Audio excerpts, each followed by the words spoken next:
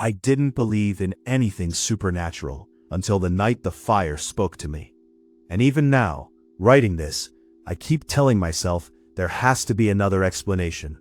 A gas leak, exhaustion, some kind of hallucination brought on by stress and sleep deprivation. That's what people would say. That's what I would have said about someone else. But none of that explains why it knew my name. It started on a Friday night. I remember that clearly because I had just come back from work, and I was in that strange in-between state where you're too tired to function, but too awake to sleep. I lived alone at the time in a small rental house just outside a forgotten part of town. One of those places where the streetlights flicker even when nothing is wrong. The house had come cheap. Too cheap, honestly. The landlord said nobody stayed longer than a few months, but I didn't think much of it. I assumed it was just location, or bad plumbing, or something normal like that. That night, I lit the fireplace for the first time. It was colder than usual for early spring, and the heater didn't work properly in the living room. So I did what most people would do. I stacked some old firewood the previous tenant had left behind, grabbed a lighter from the kitchen drawer, and got the flames going. At first, everything felt normal. The fire crackled, wood shifted, the smell of smoke filled the room in a way that actually felt comforting. I remember sitting down on the couch with my phone in my hand, scrolling through nothing in particular, letting the warmth settle into the space. That's when I noticed something odd. The sound of the fire didn't feel random. It had rhythm, not like music, not like anything intentional, but like it was breathing in a pattern that didn't belong to combustion. I remember pausing and looking at it, trying to convince myself I was just tired. And then it happened. A whisper.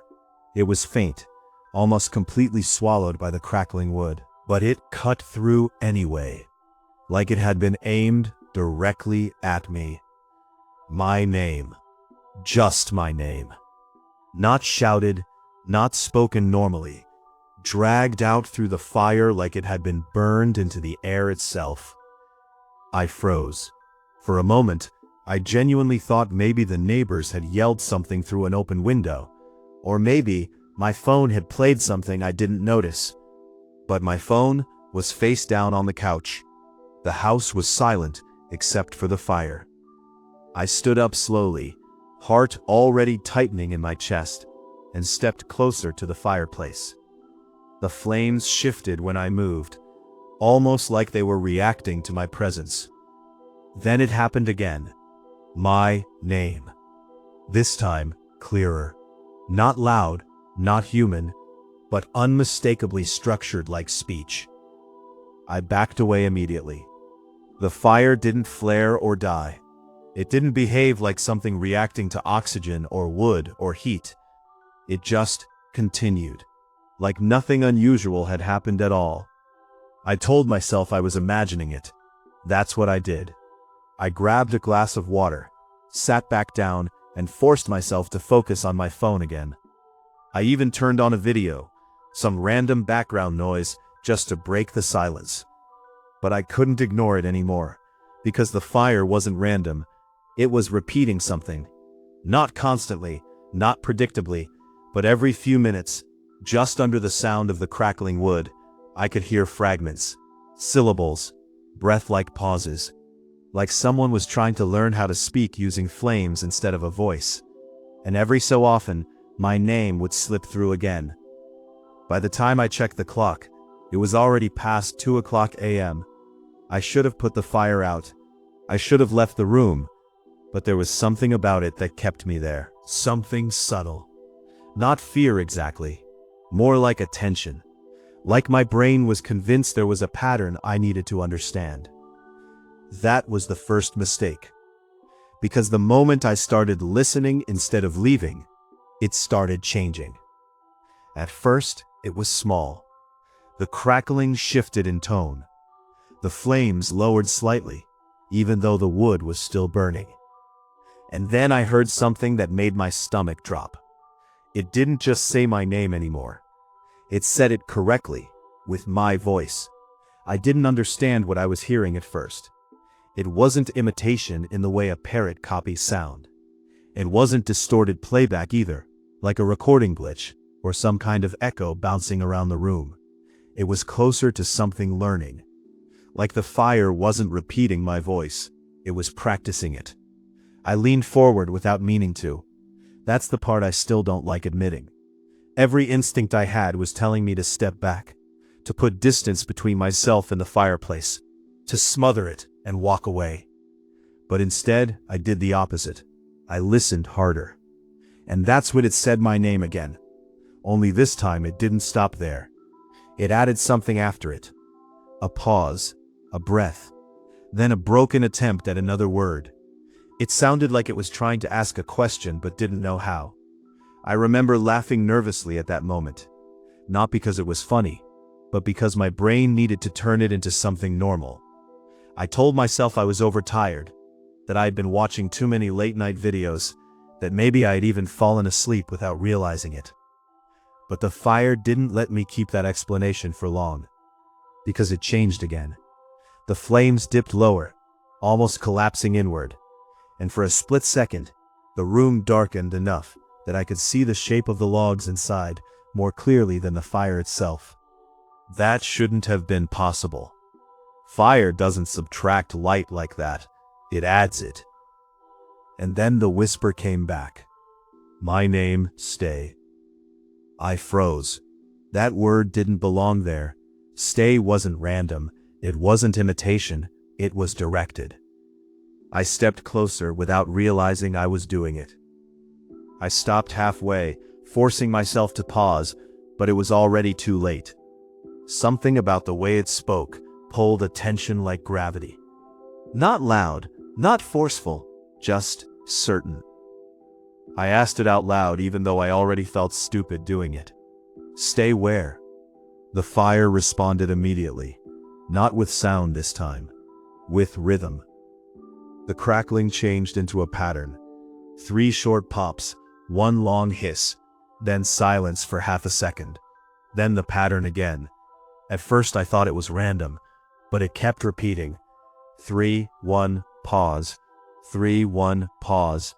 And underneath it, almost buried inside the timing, my name again. That was the moment I stopped trying to rationalize it. I got up, walked into the kitchen, and grabbed a notebook. I don't even know why. It just felt like something I needed. Like if I could write it down, I could separate myself from it. When I came back, I sat on the floor instead of the couch. Closer, but not too close. I started writing down the pattern. 3 cracks, 1 hiss, pause. I repeated it, tested it in my head.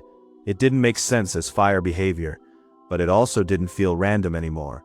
It felt structured, like language stripped down to its most primitive form. That's when the second rule revealed itself. Not in words, in reaction. I leaned too far forward while writing, and a spark lifted out of the fireplace. Not upward, like sparks normally do, but sideways, directly toward me. It hit the floor between me and the couch, and vanished instantly. No burn, no mark, just disappearance. And right after that, the fire spoke again. But this time, it didn't say my name. It said something else. Something I almost didn't catch. Closer. My throat tightened. I backed up immediately, notebook still in my hand, suddenly very aware of how quiet the rest of the house had become. Even the refrigerator sounded distant, like it was in another building entirely. The fire stayed steady, waiting.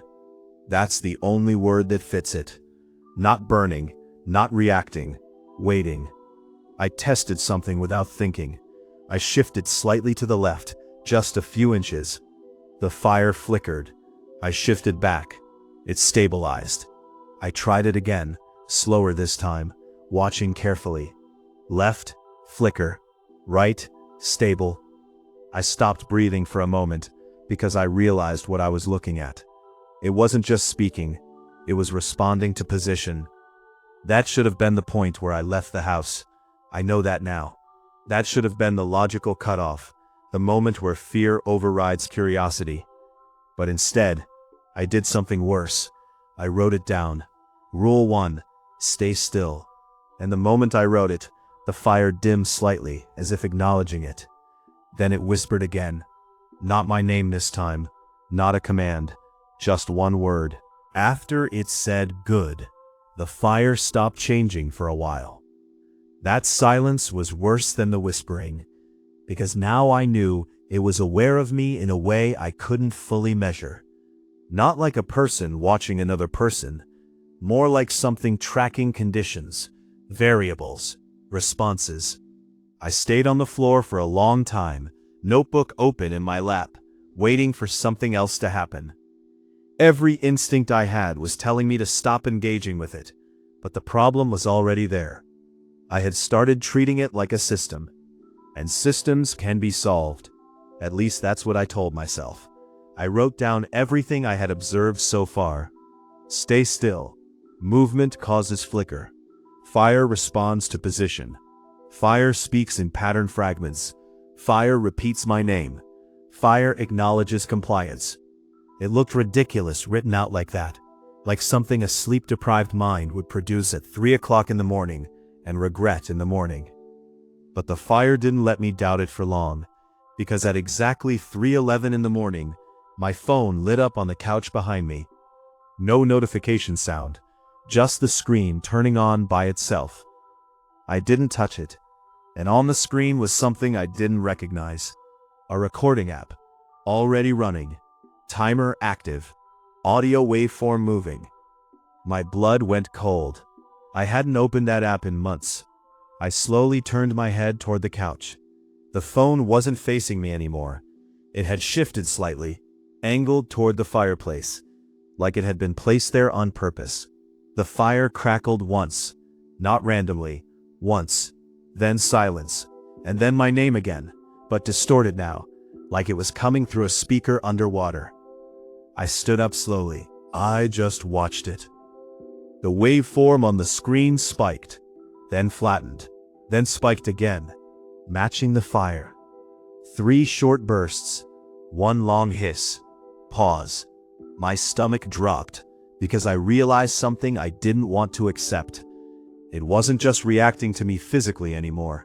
It was syncing to devices, to recordings, to anything that could interpret sound. I finally picked up the phone. The recording was labeled automatically. No title I had set, just Session 1, Listening Event. I didn't press stop. I should have. I know I should have. But curiosity is a strange thing when it becomes mixed with fear. It doesn't disappear. It sharpens. I tapped the waveform instead. The recording started playing back. At first it was just fire, normal crackling, then my breathing, then silence, then a voice, my voice, but not me speaking, me being spoken through, almost rehearsed.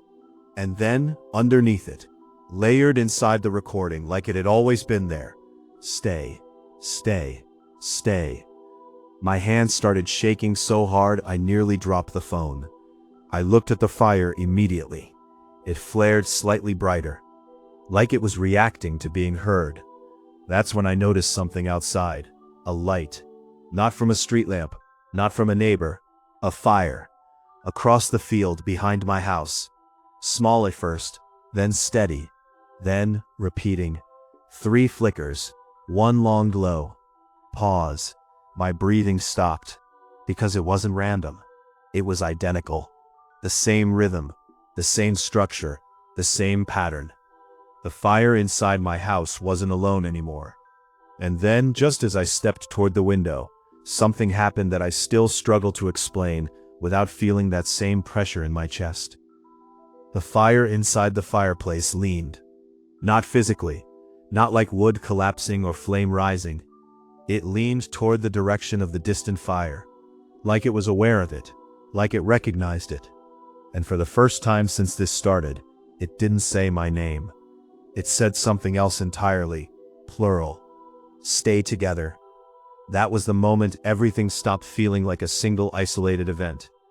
Because a single fire whispering your name is one thing, a malfunction, a trick of perception, something you can still argue with inside your head if you try hard enough. but multiple fires saying the same thing at the same time. That's coordination. I stood at the window without moving for what felt like minutes. The field behind my house was no longer dark. More fires were appearing, one after another, not igniting like normal flame, but arriving fully formed, already burning at the same intensity, already moving in that same unnatural rhythm. 3 flickers. 1 long glow. Pause. Every single one of them, perfectly synchronized. My mind immediately tried to reduce it to something understandable.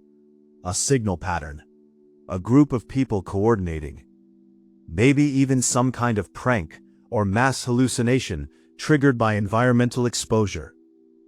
But then my phone vibrated in my hand. I looked down. A new recording had started, without me pressing anything. Session 2, Network Expansion. The waveform wasn't random anymore. It looked structured, layered, like multiple audio streams stacked on top of each other, all trying to resolve into a single voice, but failing. And underneath it, I could hear it. Not the fire in my house. All of them, whispering at once. My name stopped being unique. It was everywhere. I stepped back from the window slowly, because something outside had changed again. The fires weren't just synchronized anymore. They were responding to each other. When one flickered brighter, the others dimmed slightly. When one paused, the others compensated, like a system balancing itself across distance. And then I realized something worse. They weren't surrounding my house randomly. They were forming a boundary, a perimeter, a circle of controlled observation. The fire inside my fireplace flared suddenly, stronger than before, forcing me to turn back toward it. And that's when it said something I wasn't prepared for. Not a command, not my name, an explanation. Containment stable. My throat went dry, because containment implies 2 things. Something is inside, and something is outside. I looked at the fire again, trying to understand what inside meant in this context. Then the phone lit up again. A new line of text appeared on the recording app interface. Subject confirmed, listener. Below it, status active, boundary established. And then something that made my stomach drop completely. Time remaining, unknown. I backed away from both the phone and the fireplace at the same time, like neither could be trusted to stay what they were. The fire cracked loudly, too loudly, and for the first time, it didn't whisper my name. It spoke clearly, directly. Do not leave. Outside, one of the perimeter fires flickered out, instantly. No smoke, no fade, just gone. And in that exact moment, every other fire shifted its rhythm. 3 flickers, 1 long glow, pause. But now there was something added to it, a response gap. Like the system was adjusting, like it was correcting loss. I felt it before I understood it. Pressure, not heat, not smoke. Pressure in the air itself, like the space around me was becoming denser. My fireplace dimmed slightly in response. And that's when I finally understood the real rule beneath everything I had written. It wasn't about staying still. It wasn't about fire. It wasn't even about patterns. It was about synchronization. As long as I matched the system, I remained inside its timing. If I broke it, I stopped belonging to it. And something outside the house wanted the things that didn't belong. A sound came from the field then. Not a voice, not a crackle. Footsteps, irregular, heavy, wrongly spaced, not moving toward me directly, moving between the fires, checking them, correcting them, like something was walking the perimeter to ensure nothing was out of rhythm. My hand tightened around the edge of the table without me realizing it.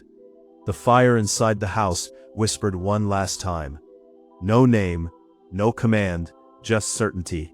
You are part of it now. And for the first time, The flames inside my fireplace shifted in the same pattern as the fires outside. 3 flickers, 1 long glow. Pause. Except this time, I flickered with it. I tried to move. That's the first honest thing I remember thinking after everything aligned.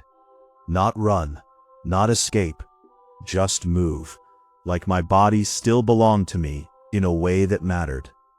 But it didn't respond the way I expected. My legs felt delayed, like they were listening for permission that wasn't coming from my brain anymore. The fire inside the fireplace stayed perfectly in rhythm with the fires outside. 3 flickers, 1 long glow. Pause. Except now it wasn't just the fire. My breathing matched it. My heartbeat too. At first I thought it was panic, adrenaline sinking my body into some kind of stress loop. But then I realized it was too clean, too structured. No spikes of fear breaking the pattern. Just alignment. Outside, the footsteps stopped, right at the edge of the perimeter, and for the first time since this began, everything became quiet enough that I could hear the difference between silence and absence of sound. The fire whispered again, but not through words this time, through recognition, like it was confirming something had arrived.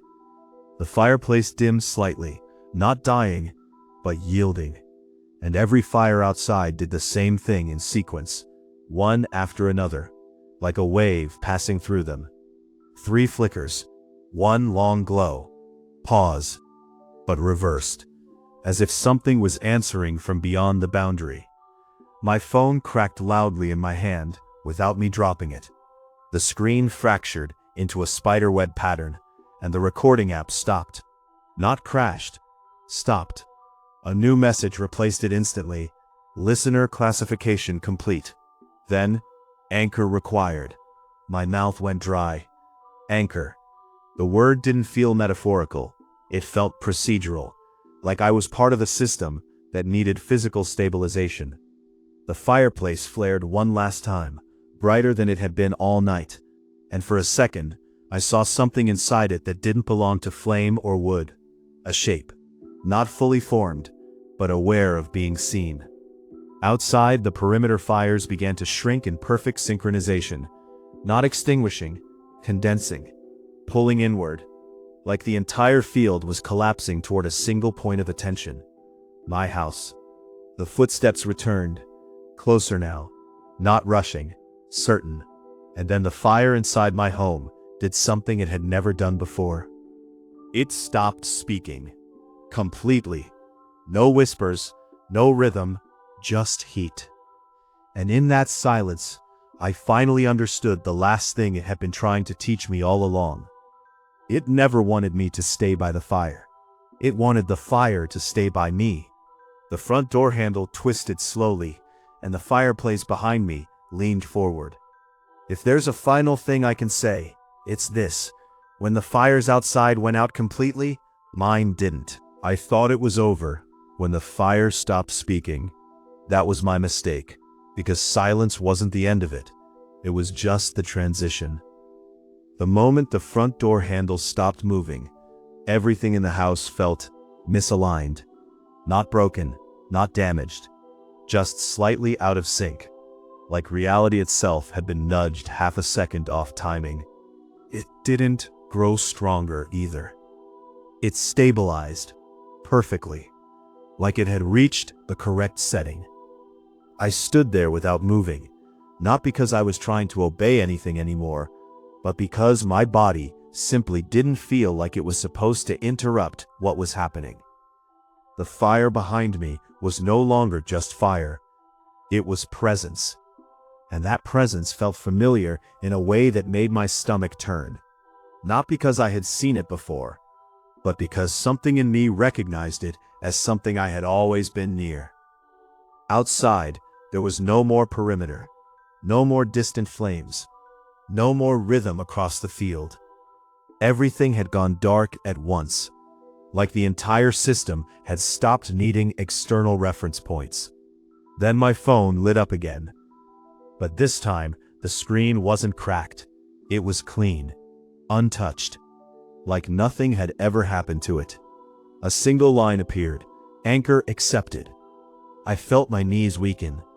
Not from fear, from certainty, because I understood what that meant without being told. Anchor didn't mean victim. It meant stabilizer, something that keeps a system from drifting, something that holds timing in place. The fire crackled once behind me, and for the first time since it began whispering my name, it spoke without distortion, without rhythm, without imitation. Just clarity. "You were always compatible." My breath caught. That wasn't a threat. It was a statement of design. And then something worse happened. Memories that weren't mine began to surface. Not visions, not hallucinations. Structure. Patterns of nights I don't remember. Fires I never lit. Rooms I never entered, but somehow knew the temperature of. I realized then that the house wasn't the origin point. It was just the latest placement. A node. A repeatable condition.